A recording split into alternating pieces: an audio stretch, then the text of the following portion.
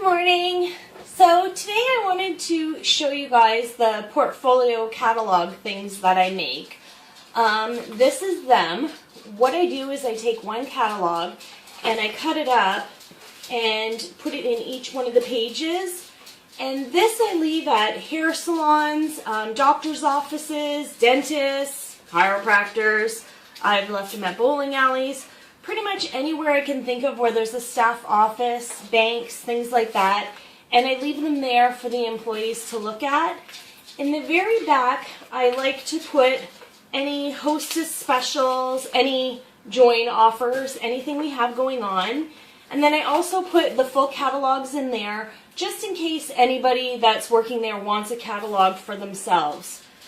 To be honest with you, I don't get a lot of response from patrons of businesses. So if I leave them at the hair salon, I really don't get a lot of their customers calling me and saying, oh, I saw your catalog, I'd like to place an order. Not saying that it doesn't happen, it does. But what I do is every month I go in and I replace the specials that are in there. I like to work with about 12 at a time because I'm all about a dozen. I like even numbers. So I work with 12 of them at a time. So I'll have 12 of them in hair salons. And I'll go back once a month and change all the different specials and promotions and things like that that we have going on in them.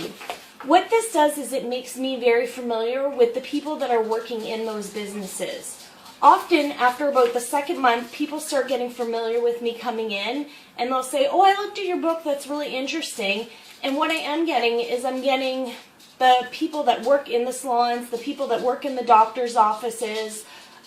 Those are the girls that are wanting to book parties from me, and then from there it's spreading. I usually leave them in each business for 3 to 4 months, and if I get no response whatsoever, then I just say to them, you know what, doesn't seem like anybody's interested, I'm just going to take the portfolio and drop it off somewhere else. And I do leave a catalog there with their stack of magazines, just in case, you know, somebody else wants to look at it. It is really good and it has worked for me several times. I've got several bookings from different people who work at banks and things like that because they continually look at my book while they're on their breaks. The other thing I do is, this is last year's one that I made up for the events I was doing, and I just happened to find it, so I thought I'd show it to you. What I do at events is I put stars on. I'm like totally addicted to these stars that you buy at the dollar store in the school supply section, business section. And when I do events, I bring my little cooler with all the samples of the products that you got in your join kit. So I'll have all the sauces, the spices, everything else in there. And I put the stars on for what I actually have with me. So while people are at events, if they flip through and they see a star, they can say, oh, you have that, can I try that? And you can just scoop out a little sample for that person.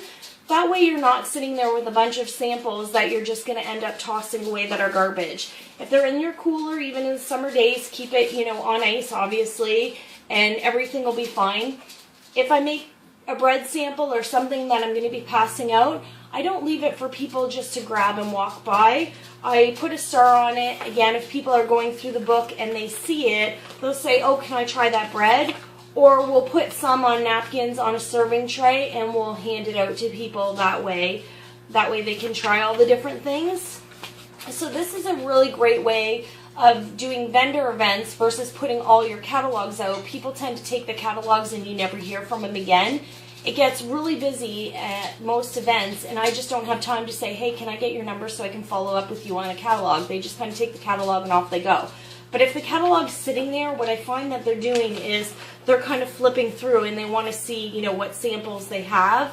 So, for example, the anime sauce, I'll have that behind me, and if somebody, you know, sees a star and says, I would like to try the animes, we'll just scoop out a little bit in a dish. Scott always wears gloves and puts a few pretzels in it and hands them the single cup serving so that they can try it. So it's super good versus, you know, wasting a whole bunch of samples. Again, I love this method so much. It saved me thousands of dollars in catalogs and dropping it off to businesses. It is a little bit of legwork. I pick one day a month where I go around to the businesses and I change the promotions and the specials. But again, it does make you very familiar with the people that are working in those establishments. a lot of times they will order one or two things. Once they do that, they're kind of in love with the products themselves. Those are the people that are talking to other patrons that come into the business and saying, oh, I just bought that stuff, it was so good. So they will do your business work for you when you're not there. So that's my little tip for the day. Hope you enjoy it and hope it works for you. Have a great day.